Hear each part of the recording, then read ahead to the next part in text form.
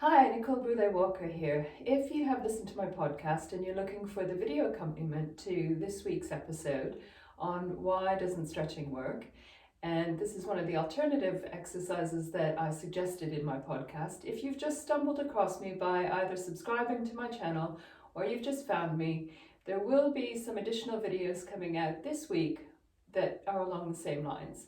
Alternative things you can do to stretching that are far more effective. So the exercise that I talked about today is a seated spinal cog. Now the spinal cogs come from Gary Ward's Anatomy in Motion work, which I use quite a lot every day, and this is one of my favorites. So all you need is a chair, something to sit on. If it's got a chair back, you don't want to be seated right at the back of the chair. We want to sit sort of halfway forward. And we want our feet to be directly underneath our knees. So ideally we've got a 90-degree bend at the hip and the knee. And so if we start with just lengthening up through the top of the head and sitting up nice and tall on the sitting bones, you'll notice that I've got a natural curve in my lower back. When I breathe in, that's my lengthening. And I'm going to choose a spot on the wall opposite to focus on that's just at eye level.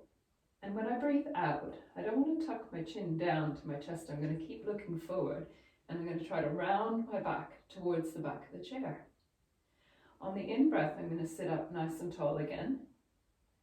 And on the out-breath, I'm going to round my spine. And so what we're trying to do, if I put my hands on my hips, you can see the journey that the pelvis has to take. So I'm going forward with my hands into that arched back position. And in order to round my spine, watch where my hands go with my pelvis. I'm rounding and going backwards. And so this exercise, it's really important that you get that journey with the pelvis. So with my hands back here, breathe in sitting tall. Keep that spot on the horizon with your eyes and breathe out. And so if you find that you have a little bit of discomfort with either direction of this movement, you want to go slightly smaller. And so your version, if you are finding the end ranges may be a little bit tricky, if you just think about going gently into that heightened position and into a little bit more of an arch with your back. And as you breathe out, you're maybe not going back quite as far.